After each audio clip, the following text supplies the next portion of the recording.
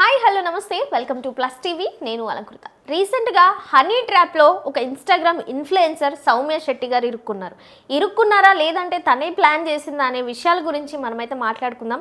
ఈ మధ్యకాలంలో ఇన్స్టా ఇన్ఫ్లుయెన్సర్ల వలన కాపురాలు కూలిపోతున్నాయి అండ్ కొన్ని ప్రాణాలు కూడా పోయాయి. ఇంతకుముందు వరంగల్ ఇన్సిడెంట్ చూసుకున్నా, ఇప్పుడు ఈ సౌమ్య శెట్టి విషయంలో కూడా మనం ఒకసారి డిస్కస్ చేద్దాం. ఇప్పుడు మనతో పాటు దాసరి విజ్ఞాన్ గారు ఉన్నారు. హలో సార్, నమస్తే. నమస్తే.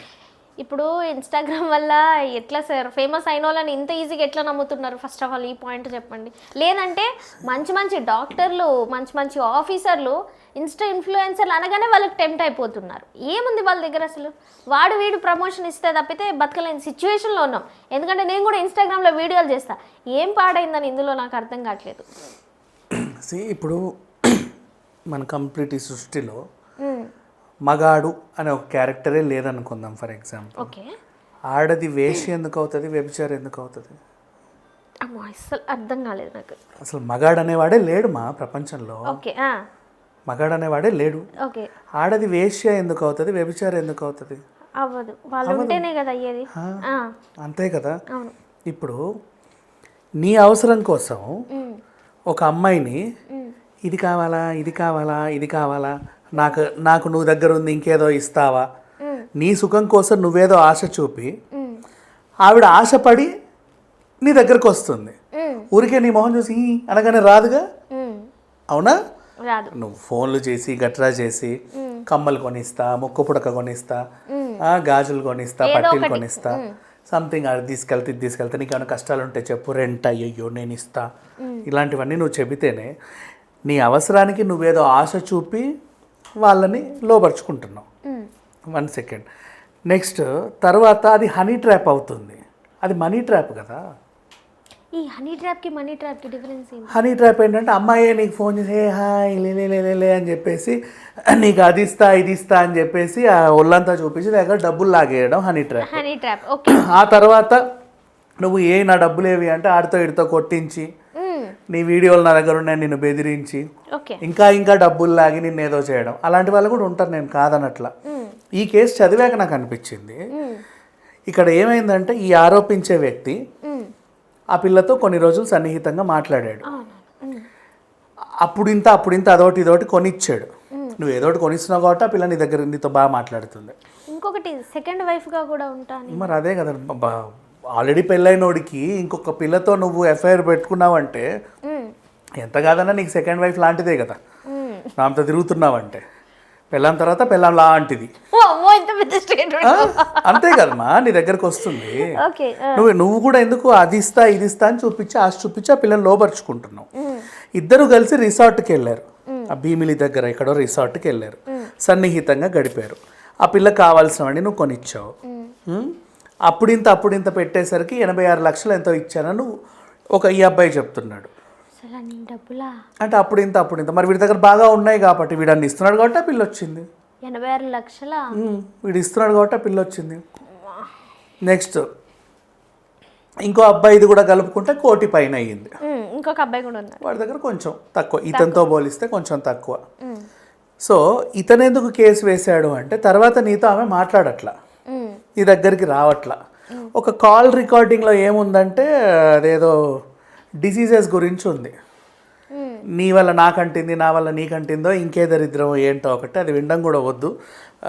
ఓ చండాలమైన ఒక వాయిస్ రికార్డింగ్ అయితే బయటకు వచ్చింది. నెక్స్ట్ తర్వాత ఇంకో అబ్బాయి, ఇది నాకు పూర్తిగా తెలియదు. ఇతని గురించి మాట్లాడాలంటే మాత్రం ఈ విషయంలో సౌమ్య శెట్టి తప్పేం లేదు. నువ్వు డబ్బాష చూపించావు, ఆ పిల్ల వచ్చింది, నువ్వు ఖర్చు పెడుతున్నావు, నీతో తిరిగింది, ఎందుకో నువ్వు నచ్చలేదు, నువ్వేం చేసావో మాకు తెలియదుగా. నువ్వు శారీరకంగా వేధించావా, మానసికంగా వేధించావా, ఆర్థికంగా వేధించావా, ఎక్కడో దగ్గర చెడింది మీ ఇద్దరికి. నీకు దూరంగా ఉంటుంది, నువ్వు ఫోన్ చేస్తే లేపట్లా, నేను తిడుతుంది, నువ్వేం చేసావు, నీకు పెట్టినని నాకు ఇచ్చేయి అన్నావు. ఓకేనా? నువ్వు ఆమెకు సమర్పించుకున్నవన్నీ డబ్బు రూపంలోనో వస్తు రూపంలోనో ఉన్నాయి కాబట్టి నువ్వు నాకు ఇచ్చేయని అడిగావు. మరి ఆ పిల్ల నీకు సమర్పించుకుంది, నువ్వు ఎలా తీరుస్తావు? ఏ రకంగా తీరుస్తావు? ఎన్ని జన్మలకు తీరుస్తావు చెప్పు? అండ్ ఏ సిచ్యువేషన్ ఎంచుకున్నాడంటే గతంలో ఆమె మీద కేసు ఉంది, ఎక్కడో దొంగతనం చేసింది, నగల దొంగతనం.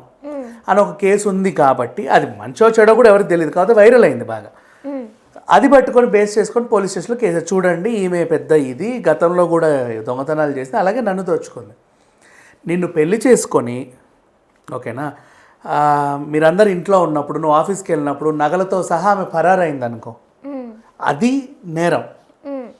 నీతో కలిసి ఉండింది, సహజీవనం చేసింది, తప్పు నీదెంత ఉందో ఆ పిల్లది అంతే ఉంది.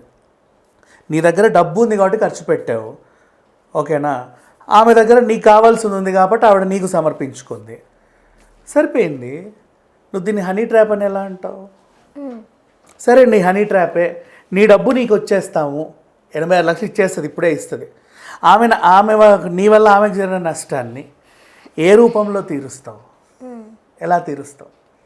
ఇక్కడ ఎట్లా అంటే రిలేషన్స్ ఎలా చెడుతాయంటే కొన్నిసార్లు ఆర్థికంగా ఎలా అంటే అప్పటి వరకు బాగా భోగభాగ్యాలతో ఉండి ఒకానొక సిచ్యువేషన్లో డబ్బులు రావు, అక్కడ గొడవలు స్టార్ట్ అవుతాయి.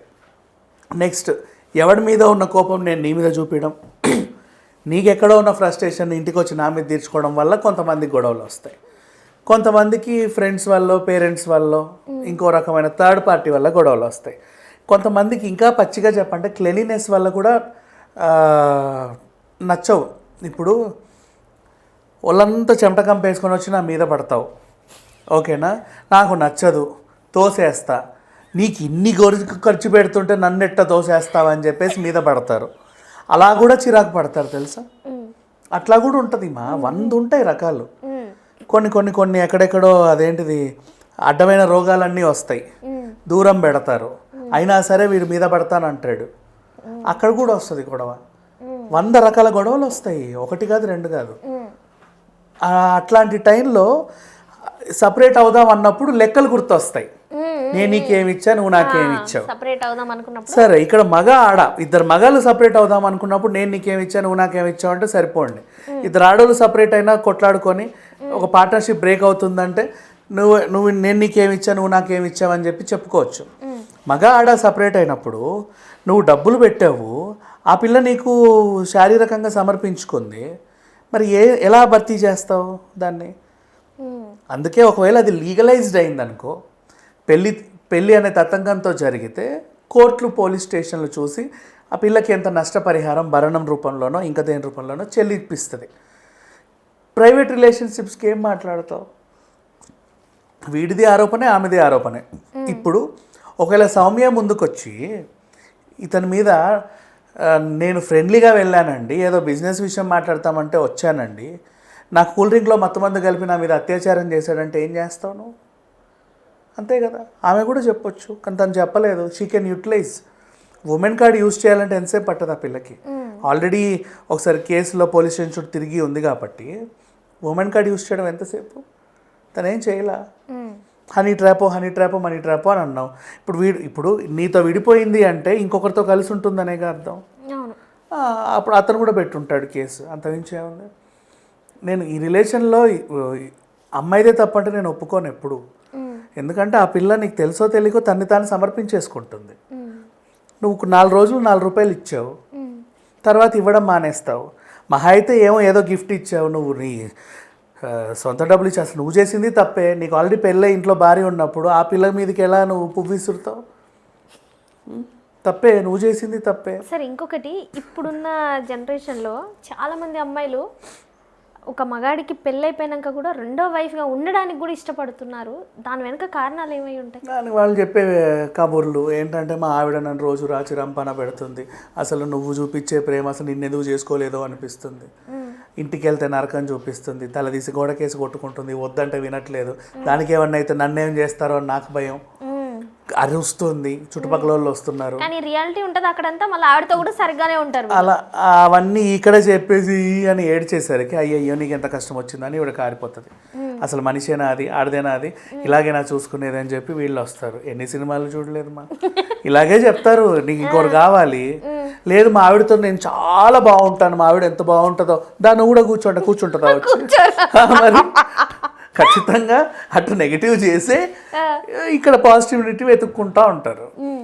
అదంతా ఈ కథలు కామనే. అప్పుడు వీళ్ళు ఏమంటారంటే, పర్వాలేదులే ఇతనితో ఉన్నా తప్పు లేదు, ఈయనకి ఎన్ని కష్టాలు ఉన్నాయో అనేలాగా వాళ్ళు వస్తారు. ఈజీ కరిగిపోయేది ఆడదే, వీడు కాదు. అది నాకు తెలుసు, అందుకని చెప్పేసి నేను ఎప్పుడు వీళ్ళకే సపోర్ట్ చేసి కొన్నిసార్లు అటు ఇక్కడ కూడా రెబల్స్ ఉంటారులే, ఆ సందర్భాలు కూడా మనకు తెలుసు, చాలాసార్లు మాట్లాడుకున్నాం కూడా.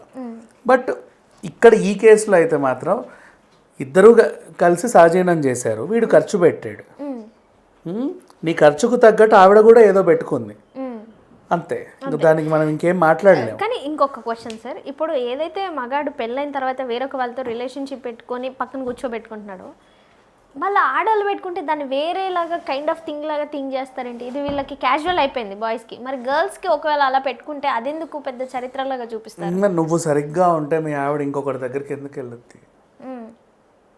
మరి ఇప్పుడు అమ్మాయి సరిగ్గా లేకపోతే హస్బెండ్ వెళ్ళాడంటారా? అట్లా ఏమీ ఉండదు. అట్రాక్ట్ అవుతున్నారు మా 100 మందికి.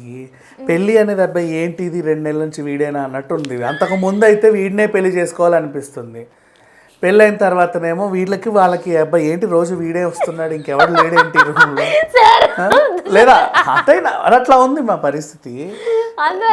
ఇవే కదా క్రైములు జరిగేవి, రోజు చదువుతూనే ఉన్నాగా అట్లా.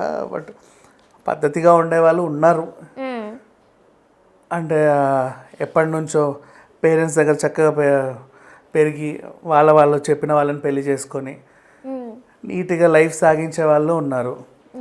సిటీకి వచ్చి కోలివింగ్ హాస్టల్లో చేరి షాపింగ్లు గట్రా చేసి పార్కులు గిర్కులు తిరుగుతూ అడ్డమైన కార్యకలాపాలు, ఏ షాపింగ్ మాల్కి వెళ్ళినా ఏ మూవీ హాల్కి వెళ్ళినా వీళ్ళే ఉండేవాళ్ళు ఉన్నారు.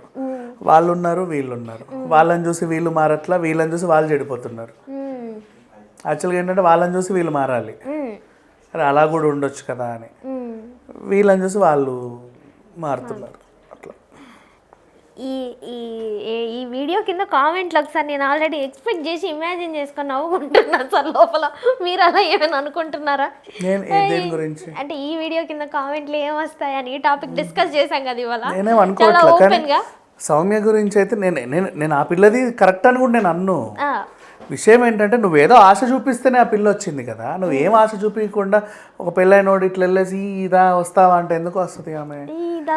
పైగా పిల్ల సెలబ్రిటీ స్టేటస్లో ఉంది కొంచెం.